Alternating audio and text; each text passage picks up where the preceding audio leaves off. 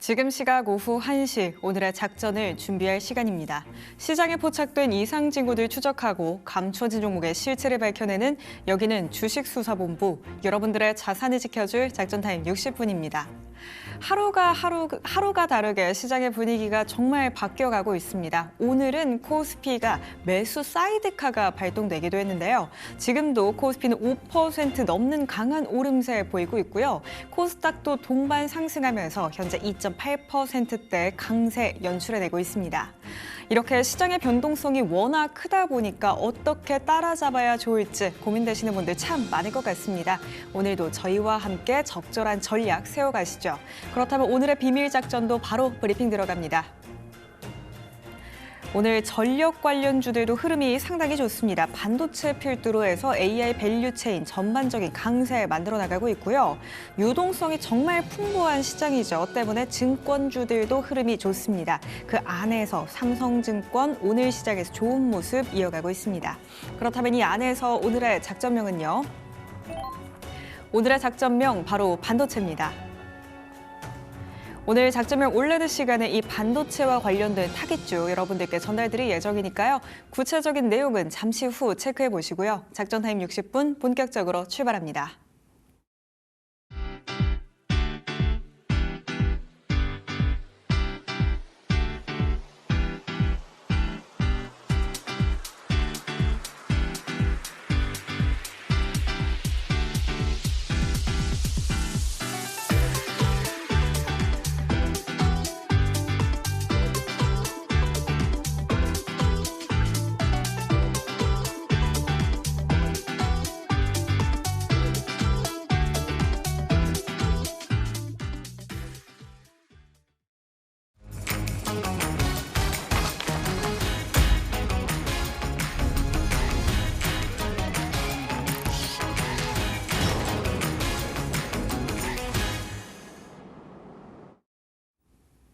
여러분들의 포트를 빨갛게 보여드려줄 작전명 올레드 순서입니다. 지금 이 시각 시장에서 의심스러운 움직임 보이는 용의주, 우리에게 수익을 안겨줄 타깃주까지 만나보시죠. 오늘도 현장에서 함께 해주고 계시는 우리의 반장님 바로 모셔보겠습니다. 올레드 반장님 잘 들리십니까? 네, 안녕하세요. 네, 반장님 반갑습니다. 오늘 시장은 분위기가 또 어제와는 완벽하게 다릅니다. 시장 분위기 한번 점검해 주시죠. 네, 전일 5% 넘게 하락하면서 5,000피 밑으로 내려갔던 코스피는 불과 하루 만에 저가 매수가 몰리면서 장중 매수 사이드카 발동, 지수는 이제 5,200선까지 넘보고 있는 상황입니다. 어제는 매도 사이드카, 오늘은 이제 매수 사이드카 변동성이 커진 그런 모습인데요. 반도체를 비롯한 시총 상위주들의 꾸준한 수급은 유입 중에 있고요.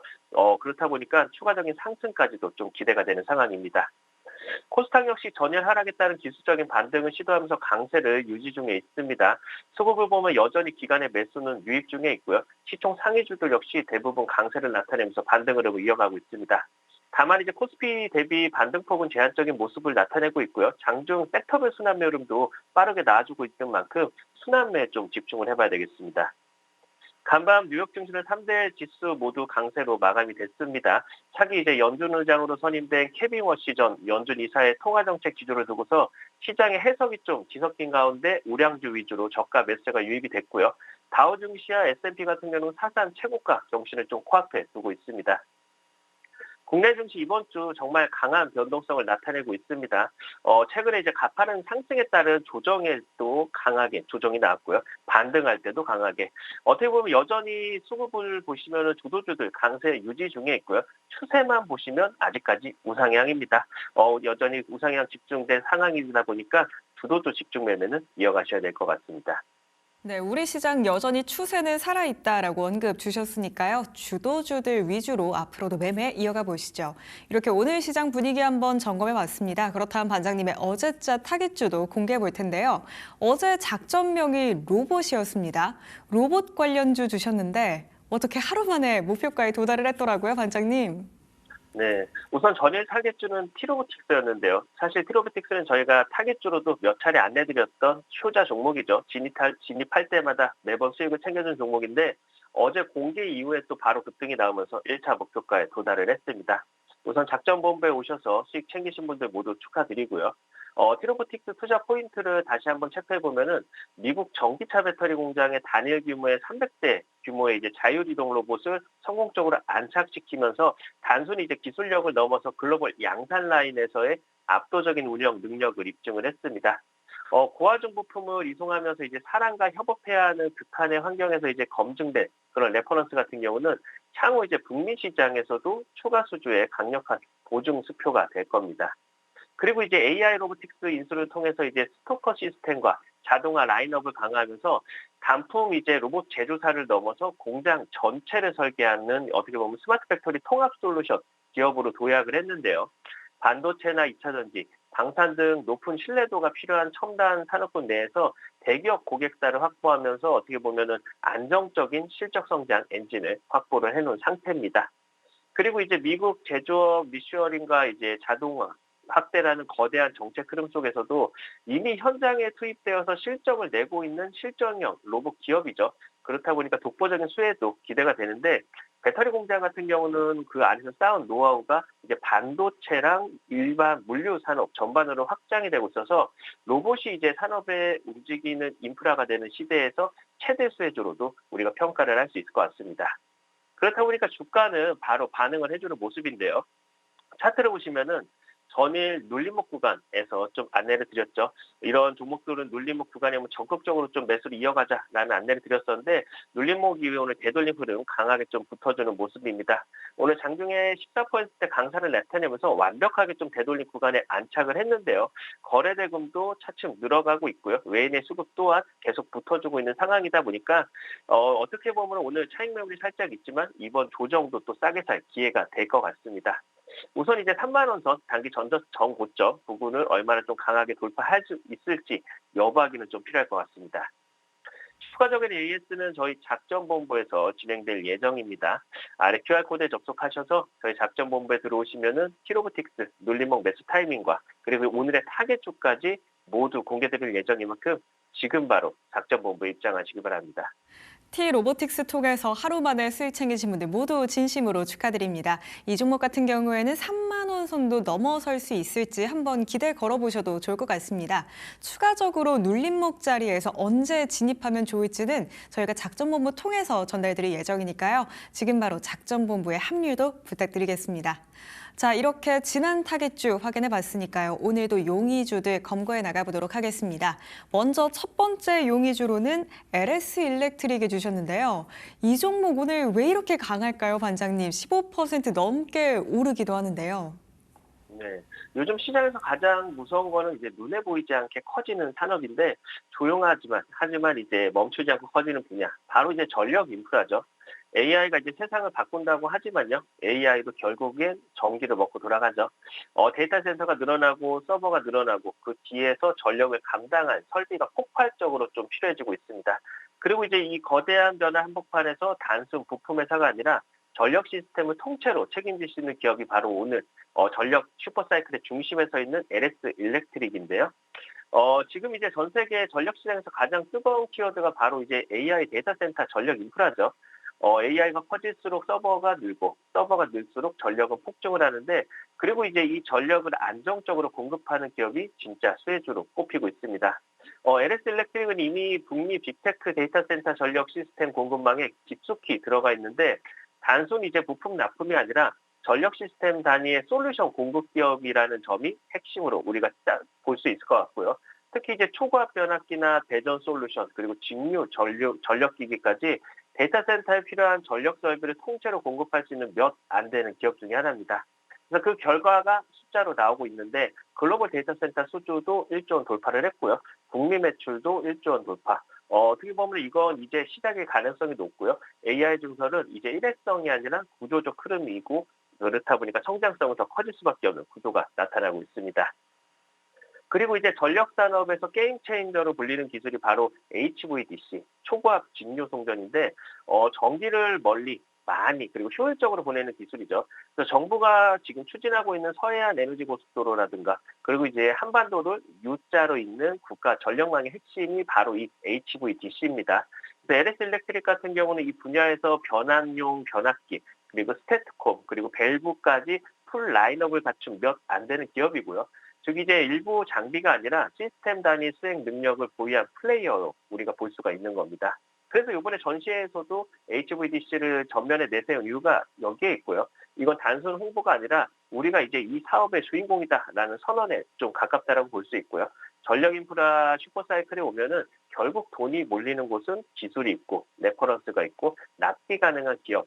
그러니까 지금 딱 LS 일렉트릭이 조건에 들어맞고 있습니다. 그리고 이제 스토리가 아니라 실적이 이미 증명을 하고 있다라고 말씀드렸었는데 연간 매출 4조 9천억 원, 그 영업이익은 4,200억 원. 어떻게 보면 분기 기준으로도 사상 최대 실적 경신. 여기서 중요한 거는 좋았다가 아니라 앞으로는 더 좋아 보인다라는 점인데 수주 잔고가 무려 5조 원. 어떻게 보면 이거는 몇 달치 일감이 아니라 앞으로 실적으로 찍힐 숫자가 줄 서 있다는 뜻이고요.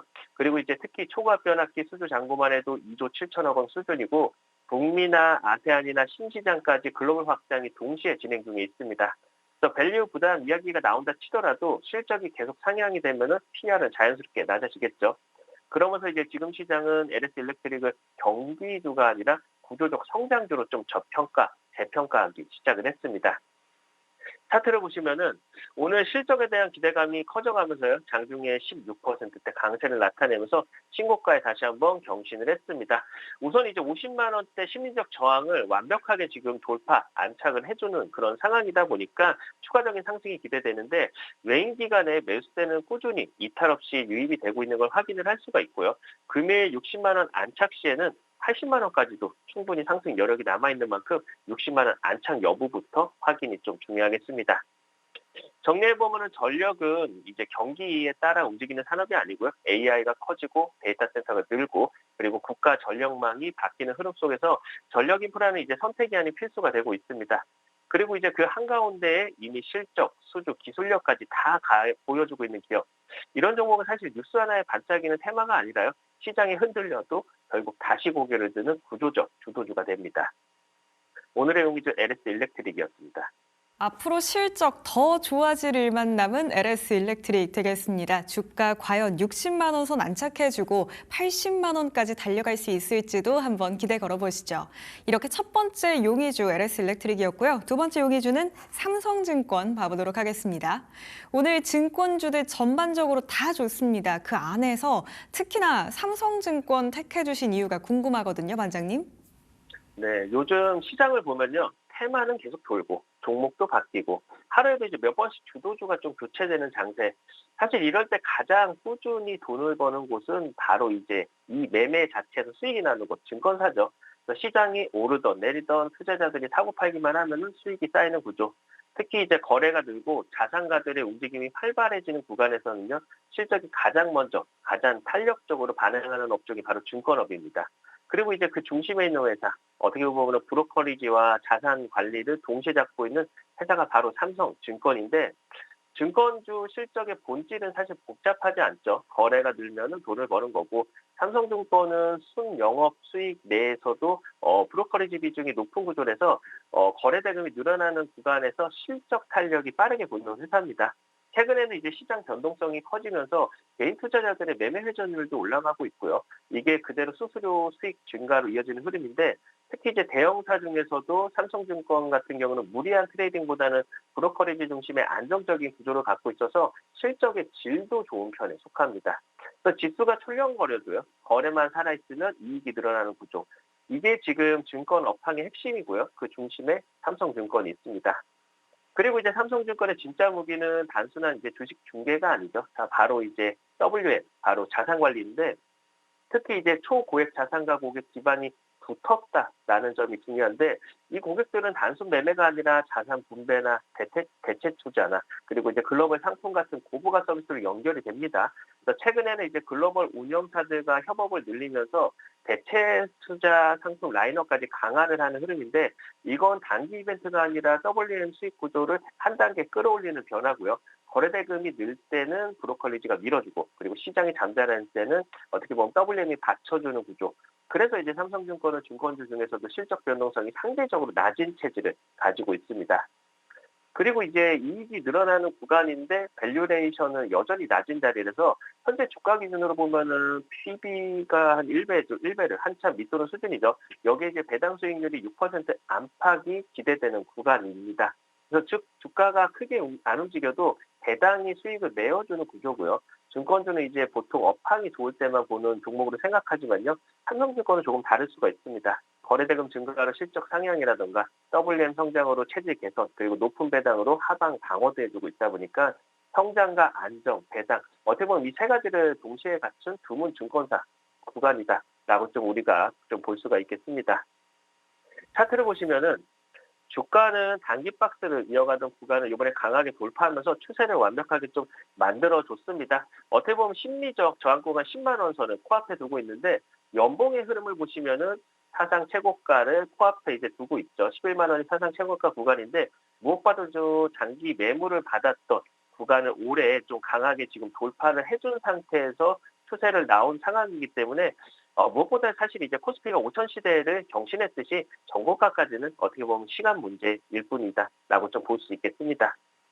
정리해 보시면요, 시장이 흔들릴수록 사람들은 화려한 테마들을 또 찾습니다. 하지만 이제 계좌를 지켜주는 종목은 의외로 이제 이런 조용한 데서 돈을 버는 회사들인데 거래가 이제 늘어나는 시장 그리고 자산가들이 더 적극적으로 움직이는 시장 거기다가 이제 그 사이에서 꾸준히 수익을 내는 증권사 크게 튀는 종목이 아니더라도요 계속 우상향을 준비를 하는 종목에 좀 더 가깝다라고 볼 수 있겠습니다. 오늘의 용의주 삼성증권이었습니다. 네, 흔들리는 시장 안에서 내 계좌를 지켜줄 수 있는 종목은 이렇게 굳건하게 자기의 자리를 잘 지키는 종목이라고 말씀 주셨습니다. 오늘의 두 번째 용의주는 바로 삼성증권이었습니다. 자, 이렇게 오늘의 용의주들 모두 검거해봤으니까요. 그렇다면 오늘의 타깃주는 과연 어떤 종목일지 그 단서부터 만나보시죠.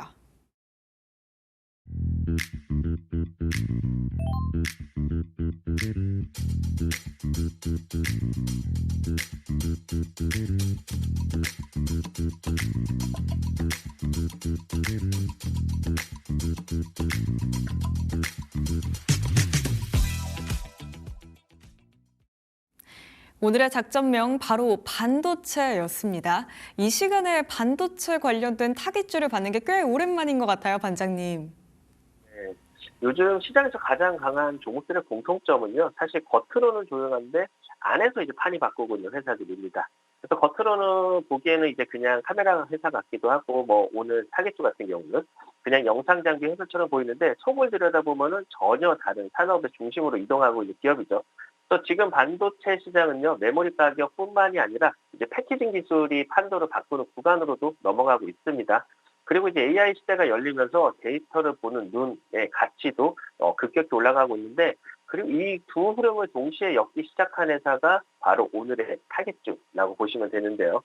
요즘 이제 반도체 시장에서 가장 돈이 몰리는 곳은요, 당연히 HBM인데, 그리고 이제 그 HBM을 만들 때 반드시 필요한 장비가 바로 TC 본더죠. TC 본더 같은 경우는 여러 장의 D램을 정밀하게 붙이는 핵심 공정 장비인데, HBM이 고단화될수록 난이도는 급상승하고요. 장비의 정밀도는 더욱 중요해집니다. 특히 이제 HBM 세대가 올라갈수록 장비 기술의 이제 기술력 같은 경우는 곧장 실적으로 직결되는 구조를 갖고 있는데 타겟주의 자회사가 이 TC 본드를 공급을 합니다. 그동안에는 사실 적자 부담이 있었습니다만은 이제는 상황이 바뀌었어요. 그래서 이번에 이제 SK 하이닉스가 HBM 증설에 공격적으로 나서면서 TC 본드 수요 역시 단계적으로 확대되는 구간에 진입을 했고요. 이 흐름 속에서 적자 구조에서 이제 흑자 구조로 체질 전환이 기대되는 그냥 타이밍이다 보니까 오늘 제가 좀 준비를 해왔습니다. 그래서 이건 단순 턴어라운드가 아니라 HBM 슈퍼사이클의 장비로 올라서는 구간이 있다라는 점이 핵심일 것 같고요. 그리고 이제 반도체 산업이 미세와 한계가 어떻게 보면 미세 한계가 좀 다다르면서 이제 승부처는 패키징 기술로 좀 넘어가고 있는데, 그리고 이제 그 기술의 중심에 있는 게 바로 하이브리드 본딩이죠. 이 기술은요, 앞으로 이제 낸드라든가 파운더리 첨단 패키징이라든가 차세대 HBM까지 확대 적용될 가능성이 높은데, 지금 즉 이제 HBM TC 본더로 시작했던 스토리가 향후 수년간 다양한 이제 반도체 영역으로 확장이 되는 구조다라는 거죠. 그래서 타겟주 같은 경우는 이 하이브리드 본딩 장비 기술을 오랫동안 좀 준비를 해왔던 업체고요. 그래서 이제 단기 실적 스토리만 있는 기업이 아니라 차세대 공정 변화의 장기수의 후보로도 묶이기 시작을 했습니다. 그래서 이제 HBM에서 하이브리드 본딩, 어떻게 보면 이 흐름이 이어지면은 시장의 시선은 이번 분기 실적이 아니라 이 회사가 앞으로 몇 년을 또 먹고 갈 수 있느냐로 바뀌게 될 겁니다.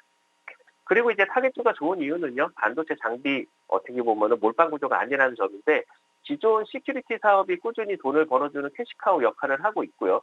최근에는 이제 단순 카메라가 아니라 AI 기반의 영상 분석 카메라 비중이 늘면서 ASP와 수익성이 동시에 개선되는 흐름인데, 여기에 이제 그동안 실적을 눌렸던 일회성 비용들이 점차 제거되면서 시큐리티 부분 이익 체력도 다시 올라가는 구간이고요. 즉 이제 아래에서 시큐리티가 받쳐주고 위에서는 반도체 장비가 튀어오르는 이중 엔진 구조가 만들어지고 있는 상황입니다. 그래서 이 구조가 완성되면요, 타겟주 같은 경우는 CCTV 쪽이 아니라 AI 비전 그리고 반도체 장비 기업으로 좀 다시 볼게 될 겁니다. 차트를 보시면은 주가는 단기 박스 상단을 강하게 돌파 시도 중에 있습니다. 외인의 수급은 강력하게 들어오기 시작을 했고요. 거래량은 늘어나면서 실적이 좋아지는 구조. 어떻게 보면 전형적인 추세 상승 초입에서 나타난 흐름인데요. 박스 돌파 전 선치면 찰스 오늘 만들어주고 있으니까요. 늦으면 늦을수록 더 높게 매수해야 될 겁니다. 정리해보면 시장은 항상 같은 실수를 반복을 합니다. 적자 날 때는 좀 외면하고 있다가 실적 숫자가 터지고 나서야 뒤늦게 쫓아가는데, 지금 타겟주는 딱 그 사이, 소리는 먼저 나오고요. 숫자는 이제 따라오기 시작한 구간에 서 있습니다. 그래서 이제 HBM 장비, 그리고 하이브리드 본딩, AI 카메라, 이 세 가지 키워드를 동시에 가진 종목도 많지 않다 보니까요. 이런 종목은 그냥 한번 방향을 잡으면 왜 그때 안 샀지? 라는 말이 나오는 자리니까요. 생각보다 또 빠르게 달려가는 경우가 많습니다. 이런 엄청난 종목을 저희 작전본부에서 안내드릴 예정인데요. 아래 QR코드에 접속하셔서 저희 몰레드 작전본부에 들어오시면요. T로보틱스 신화와 같이 오늘의 타겟주는 이겁니다. 타겟주의 매매 전략은 이렇게 됩니다 등 전부 공개드릴 예정인 만큼 지금 바로 작전본부에 입장하시기 바랍니다. 숫자가 찍혀 나오고 있는 오늘의 타겟주입니다. 이 종목 지금이 가장 싼 타이밍일 수 있겠다고 설명 주셨는데요. 구체적인 전략 그리고 이 종목의 이름 지금 바로 작전본부 합류하셔서 알아가시기 바랍니다. 오늘도 현장에서 함께해 주신 반장님과는 여기에서 인사드리겠습니다. 반장님 고맙습니다. 고맙습니다.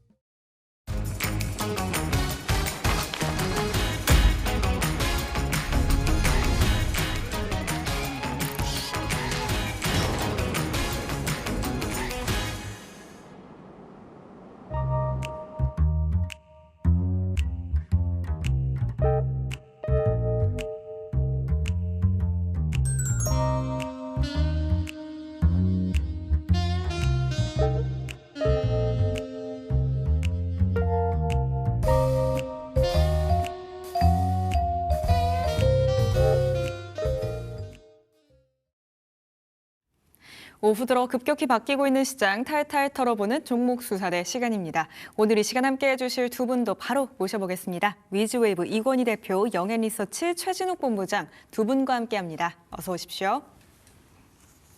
먼저 두 분의 진학 종목들 수익 검거율부터 확인해 보도록 하겠습니다. 이권희 대표님께서는 ABL 바이오를 주셨네요. 이 종목 200%가 넘는 어마어마한 상승률을 보이면서 목표가에는 시원하게 도달을 했습니다. 그런데 1월 28일에 25만 원 윗구간까지 보고 난 이후로는 약간 눌렸거든요. 어떻게 지금이 재진입의 기회가 될까요, 대표님? 일단 뭐 어제 또 하락폭이 거의 없었고 오늘은 한 1.6% 반등 나오고 있는데 일단 20만 원대 지금 무언가를 기다리는 모습이죠. 네. 최근에 이제 25만 원대 갔다가 이제 뭐 한 차례 또 산오피 관련돼서 뭐 얘기 나오면서 빠졌는데 그건 좀 과하다라고 판단을 했고요. 결국에는 지금 자리는 다시 좀 더 다음 스텝을 위한 준비의 단계 이렇게 생각하시면 되고요. 이게 뭐 7월 달에 제가 추천한 건데 이걸 지금 리뷰를 하라고 하니까 네. 좀 오래됐죠. 그러니까 지금 자리에서는 업사이드 폭은 다시 저는 한 30만 원까지도 충분히 더 갈 걸로 보고 있는데 지금 시가총액이 좀 많이 높아졌어요. 이제 여기가 네. 11조 가까이 되는데 그럼 여기서 50% 더 가면은 한 15조, 16조 이렇게 가야 되는 거죠. 네.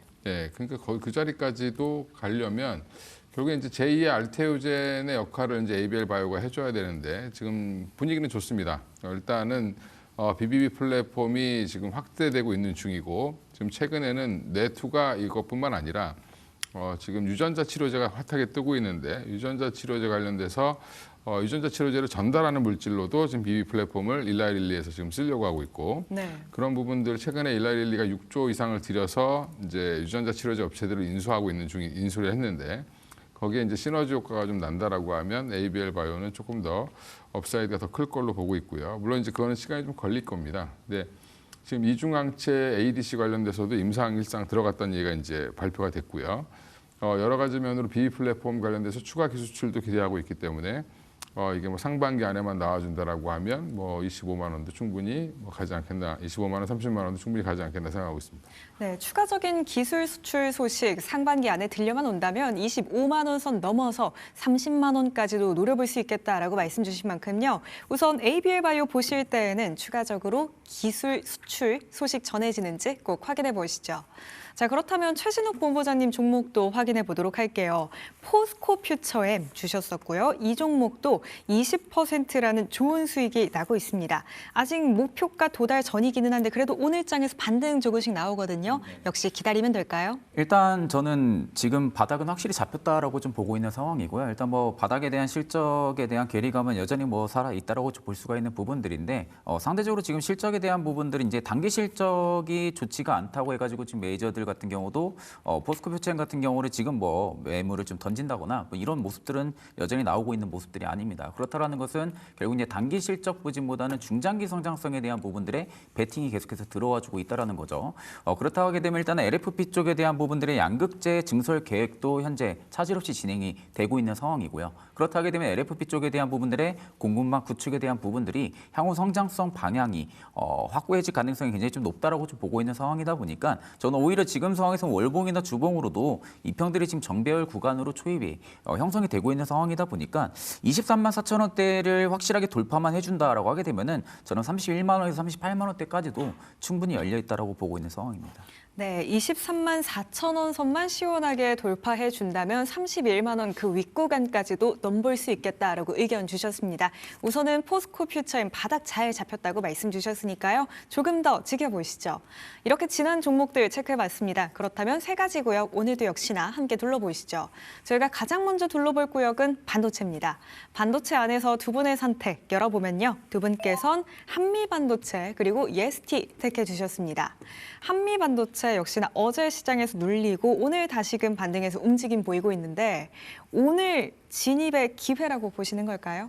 뭐 오늘이 아니라 뭐 언제든지 빠지면 사셔야 되는 장비주다라고 보고 있고요. 네. 일단 지금 최근에 이제 장비주들이 좀 과하게 올라오고 있는 거는 삼성전자 하이닉스가 주가가 좋아서 그런 건데 네. 저는 조금 오버하고 있다라고 생각하고 있는데 네. 그 이유는 지금 투자 계획 하나도 나온 거 없고 지금 투자 계획 나온 건 하나같이 다 HBM 관련된 거죠. 그러면 HBM 관련된 투자의 수익, 그걸 이제 수혜를 받을 쪽은 여전히 본딩 장비 업체의 대장주인 한미반도체가 될 가능성이 높고요. 최근에 이제 머니가 IPS나 유진테크나 이런 종목들도 좋습니다만 일단 그쪽은 신규 수주가 생각보다 물량이 크지 않을 수 있다라는 부분이고 네. 그러면 좀 편하게 살 수 있는 거는 역시 후공정, HBM 후공정 관련된 종목들 보시는 게 맞고요. 그중에 대장이 한미반도체였을 말씀을 드리는 거고 지금 자리가 22만 원 한번 갔다가 지금 다시 한번 조정을 좀 받고 올라오려고 하는 중인데 차트 모양은 뭐 일단 잘 만들었습니다. 어제 갭도 다 메꾸고 결국에는 지금 모양을 잘 만들고 있는 중이고요. 그러면 이제 여기가 SK 하이닉스랑 엮어서 생각하시는 분들 많은데 그러니까 오늘 뭐 하나 비전 뭐 많이 올라가니까 이제 그게 더 이뻐 보이죠. 네. 하나 비전과 한미반도체가 뭐 앞으로 이제 어떻게 MS를 나눌지 모르겠지만 SK 하이닉스는 생각보다 증설이 없어요. 그 얘기는 무슨 말이냐면 뭐 생각보다 장비 수요도 많이 없다. 네. 예, 이렇게 보시는 게 맞고 그러면 키는 결국에 마이크론과 삼성전자인데 마이크론은 지금 전량 다 한미반도체가 납품을 하고 있고요. 네. 그다음에 이제 증설 규모도 마이크론이 훨씬 더 크죠. 지금 이미 한 글로벌리하게 4군데에서 증설하고 있는데 그게 다 지금 HBM 쪽이다라고 보시면 되고 거기에 또 플러스 알파로 지금 삼성전자가 증설을 HBM 관련돼서 HBM4부터는 4랑 4E까지 준비하고 있는 중인데 지금 과정에서 한미가 이제 채택이 될지 안 될지 모르겠지만 뭐 조만간에 이제 물량이 많으면 어쩔 수 없이 CMS 가지고는 안 되거든요. 예, 그러면 한미를 택할 가능성이 높지 않을까. 그 이유는 마이크론 방식 생산하는 방식과 삼성이 생산하는 방식이 똑같죠. TCF 방식인데 MR머프도 대응할 수 있고 TCF도 대응할 수 있는 유일한 회사이기 때문에 한미 반도체가 유력하다 이렇게 보고 있습니다. 그래서 그것까지 나와준다라면 좀 빨리 올라갈 거고요. 그게 안 나온다 하더라도 뭐 TSMC 양으로도 지금 또 준비 중인 게 있고 여러 가지가 있어서 앞으로 본딩 장비 수요는 HBM 말고도 지속적으로 좋아질 거다. 이게 핵심인데 계속 쌓아야 돼요, 뭐를. 네. 우리가 이제 아는 뭐 DDR5 이것도 쌓는다 그러거든요, 이제. 네. 그래서 그런 부분들 좀 감안하시면 여전히 좀 길게 보시면 기회다라고 말씀드리겠습니다. 네, 반도체를 점점 더 높이 쌓는다면 역시나 이렇게 쌓는 것 관련되어 있는 TC 본딩 업체들은 지켜보실 수밖에 없겠습니다.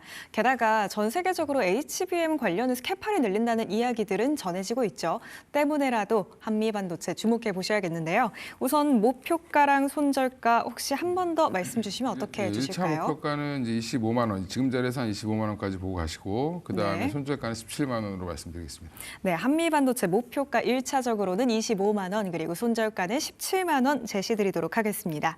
이렇게 저희 이건희 대표님의 종목 한번 체크해봤고요. 그렇다면 최준욱 본부장님의 예스티도 들어보도록 하겠습니다.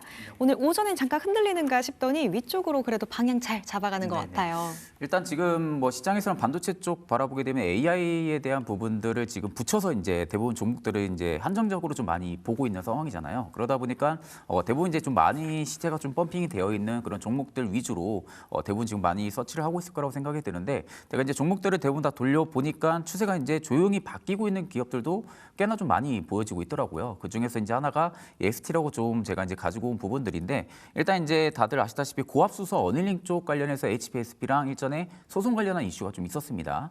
이 특허 관련한 이슈가 한 6건 정도가 좀 있었는데 이 소송에 관련한 리스크가 지금 일부 이제 해소가 됐을 가능성이 좀 높다라고 좀 보고 있는 상황이고요. 올해 가장 이제 중요한 모멘텀이라 할 수 있는 부분들은 고압수소 어닐링 장비 쪽에 대한 부분들이 상용합니다.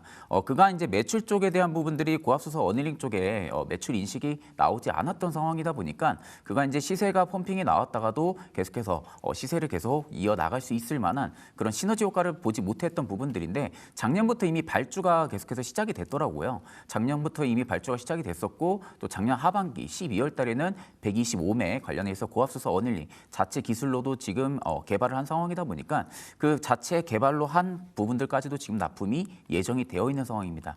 그렇다게 되면 이제 올해부터 아마 이제 매출 인식이 될 가능성이 굉장히 좀 높겠죠. 그러면 향후 올해 상반기, 하반기, 내년까지는 고압수소 어닐링 쪽 관련한 모멘텀이 이제 빗발칠 가능성이 좀 높다라고 보고 있는 상황이고 일단 이제 HPSP가 계속해서 선주 지휘권을 가지고 있었던 고압수소 어닐링 쪽에 대한 부분들의 독점적 지휘권이 있자는 좀 깨졌을 가능성이 좀 높다. 그렇다게 되면은 EST 쪽 같은 경우도 점유율이 다시금 올라갈 수 있을 만한 그런 기대 심리가 좀 붙어줄 가능성이 좀 높다라고 보고 있는 상황이거든요. 그래서 제가 이제 차트를 좀 보니까 뭐 주봉이나 월봉으로 봤을 때 이제 추세가 좀 돌파가 나와주고 있는 상황이더라고요. 추세가 좀 돌파주면서 거래량까지도 같이 좀 동반으로 터져준 상황이다 보니까 그간 좀 매물이 좀 많이 쌓였던 박스권이 지금 돌파가 나와주면서 지지가 또 명확하게 좀 나와주고 있는 상황이다 보니 오히려 저는 눌리면 19,700원대를 지켜준다라고 하게 되면은 저는 충분히 접근이 가능하다라고 보고 있는 상황이고요. 지금 상황에서는 EST 같은 경우는 충분히 폭발적인 상승이 한 번 더 나올 가능성도 굉장히 좀 높지 않을까 그렇게 바라보고 있는 상황입니다. 네, EST 같은 경우에는 19,700원 선 이탈하지만 않는다면 충분히 더 가져가 봄직하겠다라는 의견 주셨는데요. 그렇다면 저희 목표가는 어디까지 설정 보면 좋을까요? 일단은 24,000원에서 25,000원대 매물이 좀 두껍거든요. 있거든요. 그래서 일단 제가 24,000원대로 1차 목표가를 좀 말씀을 드리고요. 만약 24,000원대가 충분하게 거래량 실리면서 돌파가 나와준다라고 하게 되면은 신고가 근처까지도 좀 노려볼 만하지 않을까 싶습니다. 다만 일단 모멘텀 자체가 아직까지는 AI 쪽에 대한 부분들이 워낙 좀 강한 상황이다 보니까 고압수소 어닝 쪽에 대한 부분들의 모멘텀이 그렇게 크지가 않는다라고 하게 되면은 24,000원대까지 좀 지켜보시고 손절가는 19,000원대로 말씀을 드리겠습니다. 네, 우선 목표가 24,000원대 1차적으로 잡아드리도록 하겠고요. 손절가는 19,000원 보면서 대응해 나가시면 되겠습니다. 자, 이렇게 첫 번째 구역 바로 반도체 쪽 훑어보셨고요. 두 번째 구역으로 넘어가시죠. 저희가 둘러볼 다음 구역은 우주항공입니다. 우주항공 스페이스X가 쏘아 올린 아주 큰 공, 우리 시장 안에서도 휩쓸고 있는 모습입니다. 아르테미스 프로젝트 이제 빠르면 또 다음 주 발사를 할 수 있다라는 이야기들 들려오고 있죠. 이번 주 주말이던가요? 때문에 우주항공 관련해서는 금요일까지는 충분히 지켜볼 수 있지 않을까 싶은데 대표님 생각은 좀 어떠실까요? 금요일까지 보고 투자하실 거면 그냥 안 사시는 게 맞다. 뭐 이렇게 보고 네. 있고요. 예, 단타하시는 분들이니까 그죠? 네. 예, 뭐 작은 종목 사셔서 하시면 되고 저는 좀 우주항공은 좀 중장기로 보셔야 될 것 같다. 그다음에 방산까지 엮여 있는 쪽을 보시는 게 조금 더 편하고 저는 이제 요즘 시장이 좀 많이 흔들리고 지금 제가 작은 종목 중에 좋아하는 건 HVM인데 네. 주가가 너무 많이 올랐어요 단기에. 네. 예, 그러면 좀 쉬어야 되는 국면이고 한동안 좀 많이 쉬다가 다시 움직이는 쪽이 지금 이제 대형주 쪽인데 하나 에어로스페이스가 다시 이제 움직임이 좀 시작됐죠. 네. 그래서 여전히 여기서 한 번 더 업사이드는 나올 걸로 보이고 지금 뭐 방산 쪽 뭐 K9 자주포 관련돼서도 좋고 그다음에 하나 에어로스페이스 자회사 중에 제일 잘 나가는 회사 중에 하나가 세트레가입니다. 네. 예, 세트레가이가 지금 주가가 굉장히 많이 올라갔죠. 근데 그 종목도 좋아하는 종목인데 문제는 그 종목도 너무 많이 올랐어요 단기에. 그러면 그 고추 서 있는 종목보다는 지금 주봉 보면 이제 1월 초에 올리고 지금 다시 이제 새로운 박스권을 만들고 있는 하나 에어로스페이스가 다시 한번 올라갈 업사이드할 가능성이 높다라고 보고 있고요. 우주항공 전체적으로 보더라도 하나 에어로스페이스가 지금 발사체 업무를 총괄하고 있죠. 네. 그런 부분들 같이 보면 여전히 우주항공 그다음에 방산까지 엮여 있는 하나 에어로스페이스가 대장이다라고 보고 있습니다. 그래서 여기서 추가적인 상승은 언제든지 나올 수 있다. 이제 이렇게 생각하고 있고 지금 중장기로는 저는 그냥 계속 끌고 가도 상관없을 것 같은데. 오, 네. 예, 근데 이제 짧게 봐야 되니까 짧게 보는 거는 한 140만 원 정도까지 보시고 맥시멈 한 150만 원까지도 가능하다 단기간에. 네. 대신에 손절가는 좀 짧게 한 110만 원으로 잡아드리겠습니다. 네, 우주항공 관련 종목군들 보실 때에는요, 방산과 얽혀가면서 중장기적으로 챙겨갈 수 있는 대형주들 한번 노려보자고 의견 주셨습니다. 그중에서도 한화 에어로스페이스 같은 경우에는 안전하게 길게 가보셔도 될 것 같은 종목인데요. 다만 짧게 목표가 설정드리다면 140만 원 잡아드리도록 하겠습니다. 그리고 손절가는 110만 원 보면서 대응해 나가시죠. 그렇다면 최진욱 본부장님께서도 우주항공 관련 종목군들 장기적으로 보는 게 옳다고 생각하실까요? 일단 저도 뭐 이건희 대표님처럼 장기적으로 보는 게 좀 맞다고 충분히 공감을 하고 있고요. 그리고 이제 그 중에서도 저도 이제 항상 말씀드렸던 부분들이 방산이 좀 엮여 있는 기업을 좀 보시는 게 좀 안정적이긴 합니다.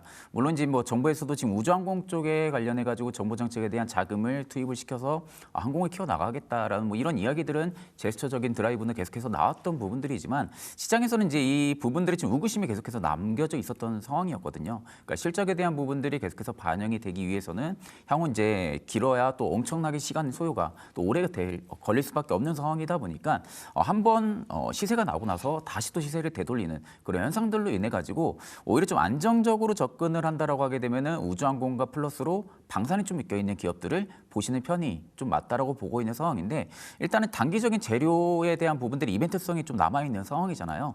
이런 상황에서는 일단 또 우주항공 쪽에 대한 부분들이 오늘 거래량이 좀 실리는 부분들은 기업들을 좀 챙겨서 보니까 일단 단독적인 좀 우주항공 섹터의 모멘텀이 좀 특화가 되어 있는 기업들이 한 차례 또 시세가 나올 가능성은 좀 높다라고 보고 있는 상황입니다. 다만 이제 그런 종목들 같은 경우는 단기 트레이딩 관점으로 좀 접근을 하시는 게 현재로서는 바람직하다라고 좀 말씀을 드리고 싶고, 반대로 이제 중장기적으로 바라본다라고 하게 되면은 LIG 넥스원이라든지 아니면 현대로템이나 그리고 이제 이건희 대표님 말씀하신 것처럼 하나 에어로스페이스 이런 좀 방산까지 같이 엮여서 볼 수 있을 만한 그런 기업들 같은 경우는 충분히 중장기 성장 배경이 저는 탄탄하다라고 보고 있는 상황입니다. 네, 본부장님께서도 대표님과 동일한 의견을 주셨습니다. 방산 쪽과 함께 얽혀갈 수 있는 현대로템, LIG 넥스원 그리고 한화에어로스페이스까지 중장기적으로 한번 지켜봄직한 종목군들 설명 주셨고요.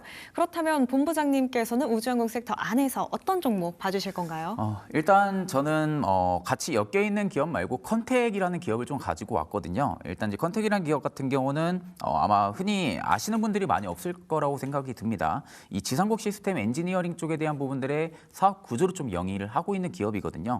그러면서 이 위성 영상에 대한 부분들의 데이터를 AI 기반으로 해가지고 특화성을 좀 가지고 있는 기업인데, 이 기업 같은 경우가 이미 위성 데이터 쪽에 대한 부분들의 AI 기반의 통합 활용을 하는 서비스 역량에 대한 부분들이 특화가 좀 많이 되어 있는 기업입니다.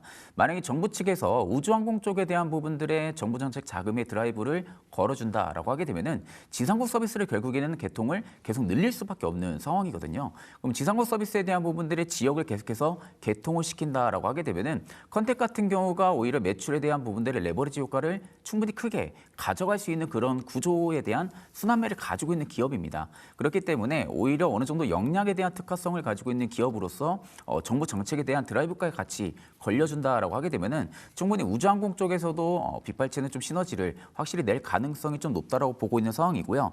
일단 단순 구축이 아니라 활용이나 분석 단계까지도 이미 가능한 그런 기업이다 보니까 수익 모델이란 점으로 좀 놓고 봤을 때는 중장기적인 수익성에 대한 부분들이 오히려 흔들리는 게 아닌 우주항공 쪽에 대한 부분들이 계속해서 어떻게 보면 안정적으로 실적이 쌓아 나갈 수 있는 그런 레버리지 효과를 충분히 발휘할 수 있는 기업이다라고 좀 말씀을 드리고 싶습니다. 그래서 이제 올해 같은 경우도 지금 지상국 같은 경우도 지금 16개까지 지금 늘려 나가겠다라는 계획을 지금 발표를 한 상황이거든요. 작년 기준으로 볼 때는 한 11개 지역 서비스로 지금 나타나 있는데 올해 5개를 더 늘린다라는 겁니다. 그럼 올해 5개까지 더 늘린다라고 하게 되면은 그만큼 실적 레버리지가 더 붙어줄 가능성이 높기 때문에 올해 같은 경우도 충분히 실적 성장과 외형 성장을 좀 기대를 해볼 수 있지 않을까 그렇게 바라보고 있는 상황입니다. 네, 컨택 올해도 충분히 실적 더 좋아질 수 있겠다라는 긍정적인 전망 주셨는데요. 그렇다면 저희 가격 전략은 어떻게 챙겨가 볼까요? 네, 일단 이제 우주항공 내에서 다들 이제 가격이 좀 많이 올라와 있는 상태입니다. 그렇기 때문에 일단은 어느 정도 변동성을 좀 감안은 해야 될 것 같아요. 그래도 컨택 같은 경우는 19,000원대를 지지를 해주는 게 가장 중요해 보이지 않을까 싶습니다. 19,000원대를 일단 이탈을 한다라고 하게 되면은 한 차례 좀 손절을 하시는 게 좀 맞다라고 보고 있고요. 만약에 19,000원대를 지지를 확실하게 좀 시켜준다라고 하게 되면은 25,000원대 앞전 이제 신고가 라인 근처죠. 25,000원대까지 바라보셔도 나쁘지 않을 것 같습니다. 네, 컨택 같은 경우에는 손절가 19,000원 선만 이탈해주지 않는다면요. 목표가 25,000원까지도 한번 노려보셔도 좋을 것 같습니다. 이렇게 두 번째 구역 우주항공 쪽까지 둘러보셨고요. 오늘의 마지막 구역입니다. 바로 실적 유망주입니다. 실적 시즌 한참 진행되고 있고요. 과연 두 분께서는 실적 유망주로 어떤 종목 꼽아주셨는지도 확인해 보시죠. 두 분의 선택, 바로 하나금융지주 그리고 삼성전기입니다. 이 종목들 보자마자 딱 그 생각이 들었어요. 어제 시장이 정말 크게 흔들렸는데 그때도 버텨낸 두 종목, 바로 하나금융지주랑 삼성전기거든요. 하나금융지주부터 먼저 들어볼게요, 대표님. 네. 일단 2월 초가 들어왔으니까 이제 3차 상법 개정안 관련된 이슈가 계속 가속화될 거고, 오늘도 이제 지주사들, 그다음에 네. 금융 이제 은행주들 이제 좋은 흐름 이어가고 있고, 어제는 이제 하나금융주가 특히 더 좋았습니다, 어제. 근데 네. 이제 오늘 다시 한번 가고 있는데 KB금융 대비해서 지금 밸류에이션이 너무 낮다. PBR이 0.7배가 안 된다라는 부분이고요. 지금 주가는 계속 고가인데 네. KB금융 대비해서는 여전히 한 20-30% 할인받고 있는 중이죠. 밸류상으로는. 물론 이제 그게 이제 다른 여건들이 있겠지만 이 회사가 뭐 자사주를 많이 갖고 있는 회사는 아니에요. 자사주라고 해봐야 한 2.9%밖에 안 되니까 3% 좀 안 되게 갖고 있고요. 대신에 이제 여기는 대주주가 최대 주주가 국민연금이고 네. 2대 주주, 3대 주주 모두 다 외국계 펀드들입니다. 특히 이제 3대 주주가 6.58% 갖고 있는 블랙락 펀드인데 네. 예, 이 최대 주주들이 다 뭘 원하냐면 배당 많이 주는 거 좋아하겠죠. 그렇죠, 당연하죠. 예, 그리고 주주환원 강화하겠죠. 예, 그러니까 앞으로 지금 KB금융이 조금 부담스러우면 하나금융지주 사보시는 게 좋을 것 같고 여기는 브로커리지 하고 있는 하나금융투자 같이 있죠. 네. 하나금융투자증 증권 하나투자증권? 하나투자증권. 네. 예, 자꾸 이름을 바꿔서 하나대투였다가 뭐 자꾸 바꿔가지고 예, 하나 그 증권사를 같이 포함하고 있기 때문에 증권사를 포함한 은행주들은 뭐 나쁠 게 없다. 그리고 지금 4분기 실적은 뭐 성과금 내고 하면서 조금 안 좋을 수 있는데 연간으로 보면 25년도에 성장률이 굉장히 커요. 그래서 실적이 좋아진다는 건 그만큼 밸류 부담이 좀 낮아졌다라는 거고 매년 한 4조 6천억에서 4조 8천억 정도 벌었던 회사가 이제 25년도에는 5조 3천억 이상 벌기 때문에 연간 실적 나오면 서프라이즈 이렇게 될 가능성이 높겠죠. 네. 그리고 지금 장이 이렇게 좋으니까 올해도 1분기에 많이 벌고 있을 거라고 생각하고 있습니다. 예. 네. 그래서 여전히 지금 고점인 것 같지만 이런 종목들은 쫓아가봐도 물려도 뭐 그닥 기분 나쁘지 않게 들고 있을 수 있는 종목이지 않을까 생각하고 있습니다. 네, 하나금융지주의 매력 중에 하나를 꼽아본다면 역시나 증권사 포함되어 있다라는 지점 아닐까 싶습니다. 지금 충분히 물려도 기분 나쁘지 않을 수 있겠다라고 표현 주셨잖아요. 그렇다면 저희 목표가는 어디까지 봐봐도 좋을까요, 대표님? 일단 제가 목표가는 좀 수정해야 될 것 같아요. 제가 12만 원 정도로 한 PBR 한 0.8배 그렇게 생각을 했는데 0.9배까지 올려도 될 것 같고 그러면 한 13만 원 정도까지는 움직여도 뭐 괜찮을 것 같고요. 12만 원 썼는데 뭐 이미 벌써 11만 원 와버렸어요. 네. 예, 13만 원까지는 일단 끌고 가보자. 목표가는 목표가일 뿐 더 갈 수도 있습니다. 네. 예, 그 부분 좀 염두하시고 대신에 손절가는 이제 좀 짧게 잡아드려야 되겠죠. 9만 원. 예, 9만 원이면 짧은 건 아니죠. 추세가 완전히 무너지는 구간인데 네. 예, 이 정도 무너지지 않으면 그냥 들고 가자. 배당도 많이 줄 거니까. 예, 여전히 좋은 종목이다 이렇게 말씀드리겠습니다. 네, 하나금융지주 목표가 상향하겠습니다. 13만 원 설정드리고요. 손절가는 9만 원 보면서 대응해 나가셨으면 좋겠습니다. 그렇다면 오늘의 마지막 종목 삼성전기 받아볼게요. 본부장님, 삼성전기는 시장에서 주목을 하든 하지 않든 항상 꾸준히 오르고 있는 것 같아요. 네네. 일단 삼성전기가 지금 비싸다 해가지고 못 사게 되면 계속 못 살 것 같아요. 제가 네. 보기에는 일단은 지금 자리에서도 프리미엄이 일단은 반영이 더 될 수 있을 만한 요소들을 찾아본다라고 하게 되면은 일단 지금 당장 피지컬 AI 쪽에 대한 부분들의 매출 인식은 아직 안 되고 있는 상황이거든요. 그러니까 보통 이제 IT 기기 제품군들 같은 경우가 4분기가 좀 비수기입니다. 왜냐하면 이제 핸드폰이라든지 신규 제품들에 대한 부분들이 신모델이 거의 출시가 없다 보니까 대부분 IT 기기 계열들이 비수기로 좀 꼽히는데 지금 AI 열풍에 힘입어서 삼성전기 같은 경우도 작년 실적이 지금 역대 또 최고치를 또 달성을 한 상황이죠. 또 그에 있어서 일단 이제 구조적인 변화가 일단 지금 나타나고 있다라고 좀 보고 있는 상황이거든요.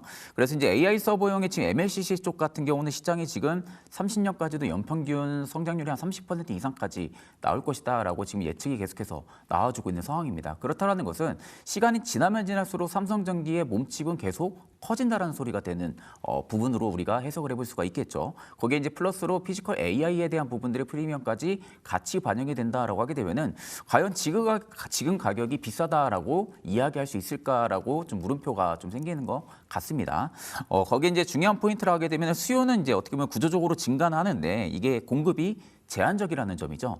그렇다 하게 되면 일단 삼성전기라든지 무라타가 지금 가점 구조를 하고 있는 형성 구간이다 보니까 이미 범용 MLCC 대비 경쟁 강도가 이미 상당히 좀 낮은 상황이다 보니 삼성전기 입장에서도 충분히 실적에 대한 부분들의 시너지 효과가 나타날 가능성이 굉장히 좀 높다라고 보고 있는 상황이고요. 이미 고부가 가치 쪽으로 지금 제품 라인업을 많이 바꿔놓은 상황이죠. 거기에 또 공장 가동률도 100% 돌리고 있는 상황이고요. 그렇다 하게 되면 일단 범용 MLCC 쪽 관련해서 AI 쪽에 대한 부분들의 고부가 가치 쪽으로만 지금 제품을 판매를 진행을 한다라는 부분들이다 보니까 마진 효과까지도 계속해서 나타날 가능성이 매우 높다. 근데 거기에 피지컬 AI 쪽에 대한 부분들의 프리미엄이 아직 반영이 되지 않았다라고 하게 되면은 상당히 저는 지금 삼성전기 같은 경우는 눌리면 눌릴수록 저는 기회가 계속해서 되지 않을까 좀 그렇게 바라보고 있는 상황이고요. 앞으로 휴머노이드 쪽까지도 확장이 될 가능성은 충분히 높다고 봅니다. 결국에 카메라 모듈 쪽 같은 경우도 휴머노이드 쪽에 탑재가 될 수밖에 없고요. 그럼 삼성전기 입장에서 입장에서도 카메라 모듈 쪽에 대한 부분들의 특화 모멘텀을 또 가지고 있는 기업이다 보니까 앞으로 피지컬 AI까지 감안을 했을 때는 저는 지금 가격도 그렇게 뭐 비싸다라고 이야기할 구간은 아니라고 생각을 하고 있습니다. 네, 삼성전기 같은 경우에는 눌릴수록 모아가야 하는 종목이다. 지금 구간도 비싸다고 보기 어려울 수 있겠다라는 의견 주셨거든요. 그렇다면 저희 목표가랑 손절가는 어떻게 잡아가 볼까요? 일단 제가 이제 주봉으로 보니까 11선을 깨지 않고 계속 11선 타고 추세를 유지를 시켜주고 있더라고요. 그렇다 하게 되면은 27만 원대가 이제 무너지면 안 됩니다. 11선이 한 차례 좀 무너지게 되면은 조정이 좀 길어질 가능성이 좀 높고요. 만약에 11선을 타고 계속 움직인다 하게 되면은 이 추세가 꾸준하게 유지가 될 가능성이 좀 높습니다. 그렇기 때문에 손절가를 한 27만 원대로 좀 말씀을 드리고요.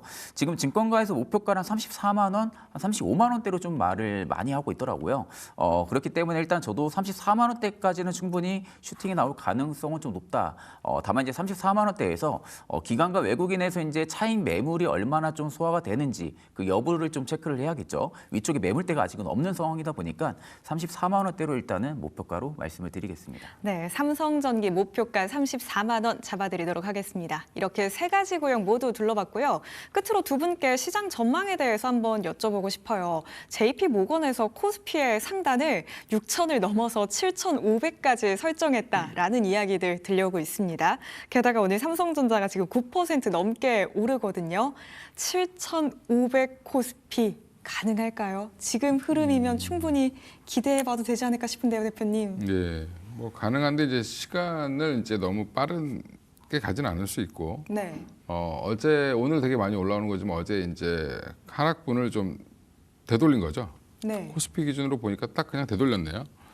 그 얘기는 이제 좀 더 지금 제자리에 갖다 놓고 다시 시작할 가능성이 높습니다. 그래서 속도는 뭐 빠를지 느릴지 아니면 상반기 중에 빨리 갔다 쉴지 모르겠지만 업사이드는 뭐 나름 이제 근거는 있다. 그래서 지금 뭐 7,500이 아니라 뭐 만 얘기하시는 분들도 계세요. 네. 예, 그러니까 이제 정상화되고 나서 이제 얼마나 평가를 받을 수 있느냐, 선진국 시장에 진입할 수 있느냐 이런 여러 가지 이제 물론 과제들은 남아 있습니다만 지금 전 세계적으로 EPS 상승률은 우리나라가 가장 높기 때문에 여전히 지금 PBR 기준으로 보면 지금 되게 많이 올라와서 2배 넘어갈 것 같지만 여전히 1.4배, 5배 왔다 갔다 하고 있는 상황이죠. 네. 그 얘기는 충분히 업사이드는 더 나올 수 있다고 보고 있습니다. 네, 충분히 상방은 더 열어둘 수 있겠습니다. 다만 언제 도달하느냐 시간의 문제가 되겠죠. 그렇다면 본부장님께서는 앞으로 우리 코스피의 전망 7,500 넘어서 만스피도 가능하다고 보실까요? 일단 이제 단기간은 힘들지 않을까 좀 개인적으로 좀 생각은 하고 있고요. 일단 지금 하루 거래 대금 양만 놓고 봤을 때는 ETF 자금이랑 놓고 볼 때도 역대 최고치가 계속 나와주고 있는 상황이거든요. 일단 이제 여기서 이제 개인들의 고객 예탁금이 계속 늘어나고 있는 상황입니다. 아직까지 해외 주식 쪽에 대한 부분들이 비중이 좀 많이 들어가 있는 이 개인들의 만약에 비중까지도 시장에 다시 유입이 된다라고 하게 되면은 시장은 충분히 뭐 다시금 거래 대금들이 빗발쳐서 올라갈 가능성은 좀 높다고 보고 있는데 일단 저도 뭐 개인적으로 한 7,000, 8,000까지는 바라보고는 있지만 단기간은 좀 힘들지 않을까 그렇게 보고 있는 상황입니다. 네, 장기간으로 본다면 7,000p, 8,000p도 무리는 아니겠습니다. 이렇게 시장에 대한 전망까지 들어봤고요. 저희 모두 함께 인사드리도록 하겠습니다. 작전타임 60분 오늘 저희가 준비한 내용 여기까지입니다. 방송 통해 드리는 말씀 주가 판단에 대한 조언일 뿐입니다. 해당 종목 상승하락 보장하지 않는다는 점 유의해 주시기 바랍니다. 그럼 내일 다시 뵙겠습니다. 함께해 주신 여러분 고맙습니다.